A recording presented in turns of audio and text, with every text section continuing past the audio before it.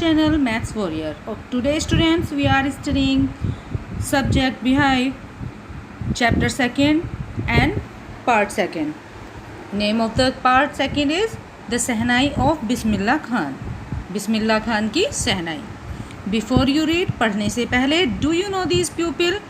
ये कुछ पिक्चर्स दी हुई हैं कुछ लोगों की, क्या आप इन्हें जानते हैं? What instrument do they play? ये कौन सा यंत्र बजा रहे हैं?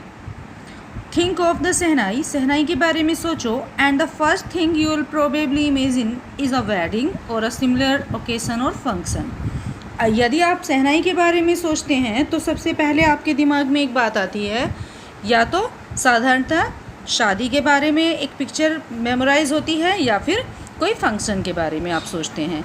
The next would probably be उस्ताद बिस्मिल्लाह खान. और अगली पिक्चर जो आपके जहन में आती है, दिमाग में आती है, वो आती है उस्ताद बिस्मिल्लाह खान की.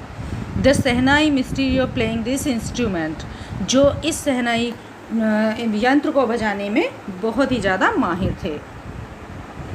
Let's begin the chapter. Emperor Aurangzeb banned the playing of a musical instrument called pungi in the royal residence, for it had the shrill unpleasant sound.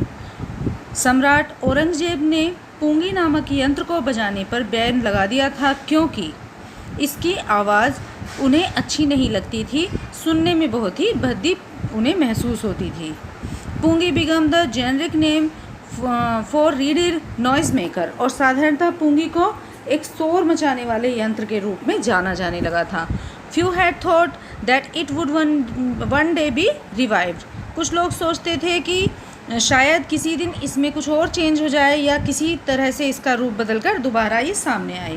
A barber of a family of professional musician, एक नाई जो कि एक ऐसे परिवार से belong करता था जो कि प्रोफेशनल म्यूजिशियन थे, संगीतज्ञ थे. Who had access to the royal palace, जो कि उस नाई की पहुंच राजघरानों तक थी. Decided to improve the tonal quality of pungi, उस नाई ने ये तय किया कि वह इस पूंगी की जो क्वालिटी है, जो गुण हैं, उसको ज़रूर चेंज करेगा. He chose a pipe with a natural hollow stem that was longer and broader than the pungi. उसने एक लकड़ी का ऐसा पाइप लिया जो कि उस पूंगी से थोड़ा लंबा, थोड़ा चौड़ा था. And made 7 holes on the body of the pipe, और उसने उस पाइप की बॉडी पर 7 छेद कर दिए. When he played on it, और इसके बाद जब उसने उसे बजाया, closing and opening some of these holes, उन कुछ छेदों को बंद करके और खोल के soft and melodious sound were produced, तो बहुत ही मधुर आवाज़ उसमें से आई. He played the instrument before royalty and everyone was impressed. जब उसने इस यंत्र को राजघरानों में बजाया तो हर कोई उसकी आवाज़ से प्रभावित हुआ. The instrument, so different from pungi, had been given a new name. और यह यंत्र पूंगी से इतना अलग था कि सबने सोचा कि इसका तो एक नया नाम होना चाहिए. As the story goes, और जिस तरह से अभी आपको कहानी बताई, since it was first played in the Shah's chamber and was played by a nai, it means barber, the instrument was named the sehnai. और जैसा कि आपको बताया है कि एक नाई ने सबसे पहले शाह के चैम्बर में इसको बजाया गया और एक नाई ने इसको बजाया, तो इसी वजह से इस यंत्र का नाम सहनाई रखा गया. शाह का चैम्बर हो गया और नाई मीन्स बार्बर हो गया. Here you can see both the pictures. One is पूंगी and one is सहनाई. इनमें से एक पूंगी है और एक सहनाई है. पूंगी थोड़ी आगे चल के थोड़ी चौड़ी हो गई है, लेकिन सहनाई एक छोटी, पतली और लंबी, दोनों की आकृति एकदम डिफरेंट है. Next, the sound of the shehnai began to be considered auspicious. Shehnai की आवाज़ को बहुत शुभ माना जाने लगा. एंड फॉर दिस रीज़न, और इसी वजह से, it is still played in the temple and in an indispensable component of any north Indian wedding. और इसीलिए इसको मंदिरों में या शादी विवाह के अवसर पर, ख़ास तौर से उत्तरी भारत की शादियों में, इसमें सहनाई का उपयोग किया जाने लगा या सहनाई बजने लगी. इन द पास्ट, भूतकाल में, the shehnai was part of नौबत and traditional assemble of 9 instruments found at royal courts। और शहनाई जो थी एक जो हमारा ट्रेडिशनल है, जो पारंपरिक हमारी सब जो यंत्र थे उनमें से एक में ये शामिल हो गई। Till recently it was use in temple and wedding. और तब से लेके आज तक ये मंदिरों में और शादियों में बजाई जाती है। The credit for bringing this instrument on to the classical stage goes to Ustad Bismillah Khan. और इस यंत्र को जो शास्त्रीय रूप देने का या शास्त्रीय संगीत में शामिल करने का जो श्रेय जाता है वो किसको जाता है? वो जाता है उस्ताद बिस्मिल्लाह खान को। Okay, next passage. As a 5-year-old, Bismillah Khan played gilli danda near a pond in an ancient state of Domrao in Bihar। जब बिस्मिल्लाह खान 5 साल के थे तब वे गिल्ली डंडा खेलते थे एक तालाब के पास, और कहाँ पर? बिहार के डुमराव गांव में। He would regularly go to the nearby Bihari Ji temple to sing Bhojpuri Chaita, at the end of which he would earn a big laddu weighing 1.25 kg। वे रोज़ नियमित रूप से बिहारी जी के, जो कि पास में ही बिहारी जी का मंदिर था, वहाँ जाते थे और भोजपुरी चैता नामक एक गाना है उसे गाते थे। और जब वह गाना समाप्त होता था तो उसके अंत में उनको एक बहुत बड़ा लड्डू दिया जाता था जिसका वजन कम से कम 1.25 किलो होता था। A prize given by local maharaja, और जिसको स्थानीय महाराजा उन्हें इनाम में देते थे। दिस हैपन 80 years ago, और ये लगभग 80 साल पहले की बात है। And the little boy has travelled far to earn the highest civilian award in India, the Bharat Ratna. और ये एक छोटा सा बच्चा जो कभी इनाम में जिसको कभी लड्डू मिलता था, आगे चलकर उसने बहुत बड़ा भारत का सबसे उच्च नागरिक सम्मान, सर्वोच्च नागरिक सम्मान प्राप्त किया जिसका नाम था Bharat Ratna. Next passage. Born on 21 March 1916, Bismillah belonged to a well-known family of musicians from Bihar। 21 मार्च 1916 में पैदा हुए इस बच्चे जिसका नाम बिस्मिल्लाह था, ये एक बहुत ही फेमस या प्रसिद्ध परिवार से बिलोंग करते थे, जो कि परिवार था संगीतज्ञों का। और कहाँ था ये परिवार? बिहार का रहने वाला। His grandfather Rasul Bakhsh Khan was the shehnai nawaz of Bhojpur king's court. उनके दादाजी जिनका नाम रसूल बख्श खान था, वे भी शहनाई नवाज थे। कहाँ पर? भोजपुर किंग के दरबार में, भोजपुर के राजा के दरबार में। His father Paigambar Bakhsh and the other paternal ancestors were also great shehnai players. उनके पिताजी जिनका नाम पैगंबर बख्श था और उनके अन्य जो पैतृक थे, मतलब पूर्वज थे, वो भी बहुत बड़े बड़े शहनाई वादक थे। ऐसा नहीं था कि ये अपने परिवार के पहले ही शहनाई वादक थे, उनके परिवार में पहले से ही उनके दादाजी और उनके पिताजी शहनाई पहले से ही बजाते थे। The young boy took the music early in life. इस छोटे बच्चे के जीवन में संगीत ने शुरू में ही प्रवेश कर लिया था।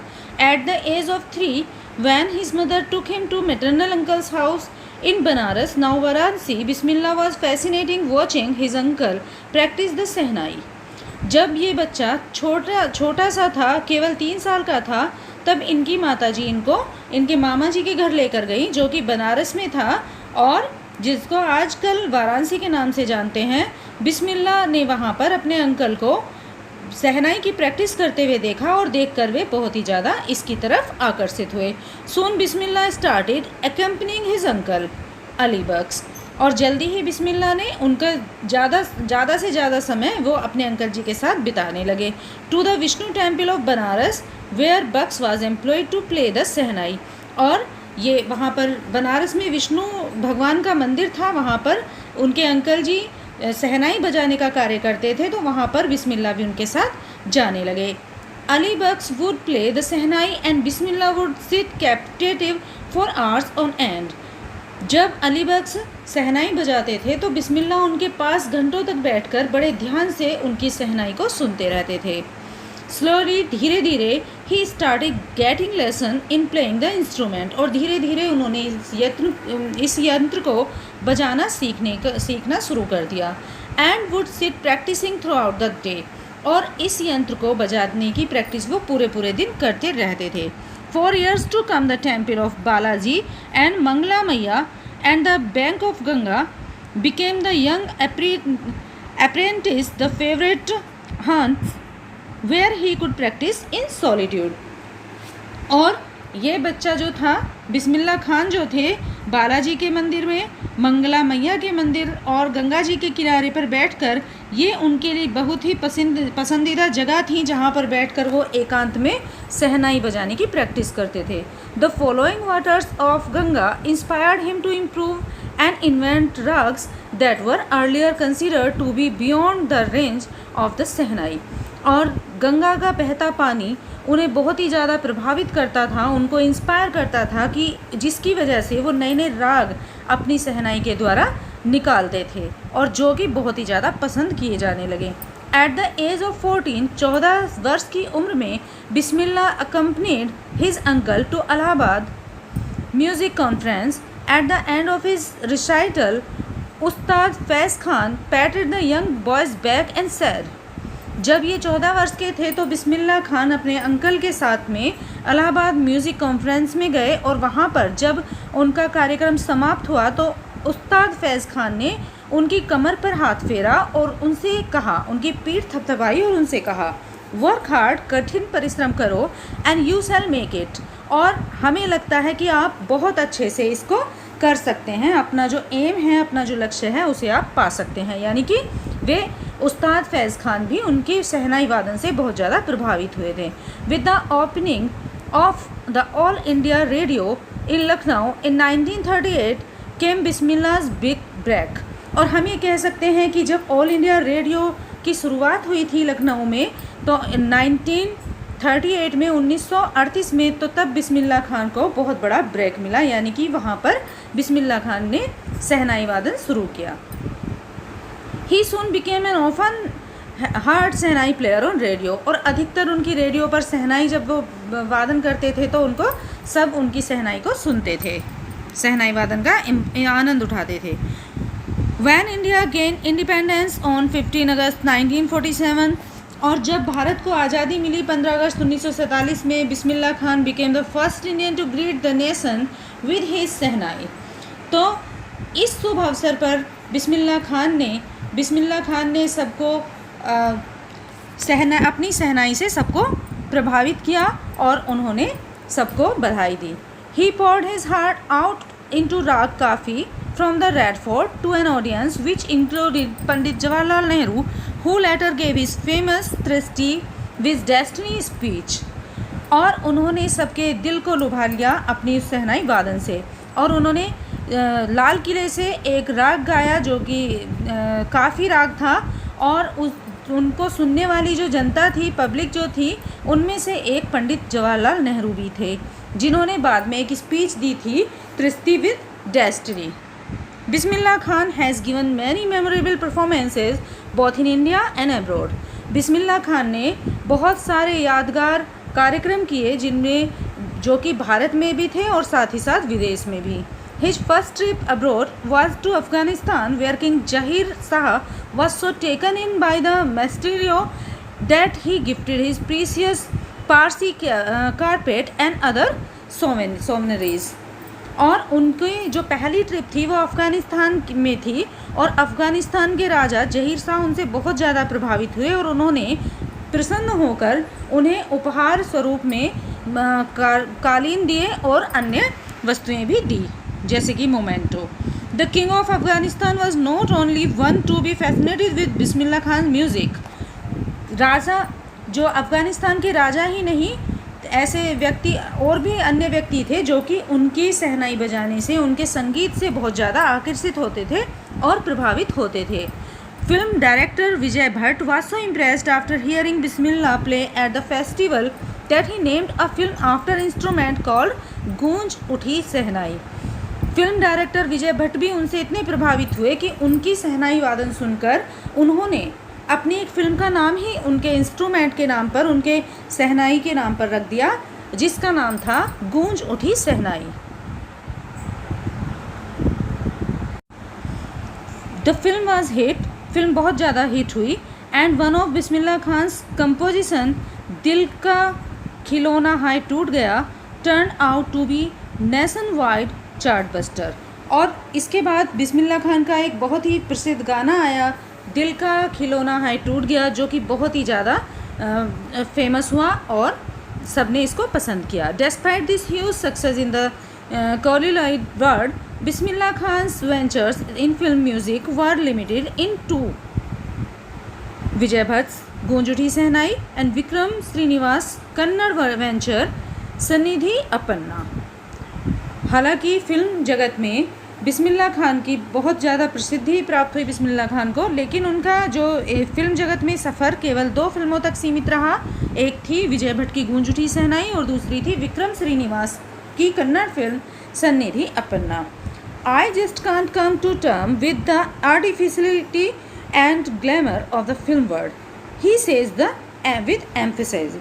और बिस्मिल्लाह खान ने बड़ा का कहना था कि उनको इस फिल्म जगत की जो बनावटी जो दुनिया है वो ये सब पसंद उनको नहीं है और ये इसके साथ एडजस्ट नहीं कर सकते, समझौता नहीं कर सकते। Award and recognition come thick and fast, उनकी सहनाई से प्रभावित होकर और बहुत ज़्यादा उनको सम्मान और अवार्ड्स मिलते रहे।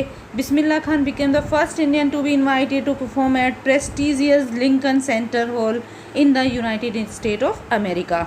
और बिस्मिल्लाह खान ही पहले ऐसे व्यक्ति बने जिनको America United State of America के प्रेस्टिजियस लिंकन सेंटर हॉल से इनविटेशन आया वहाँ परफॉर्म करने के लिए।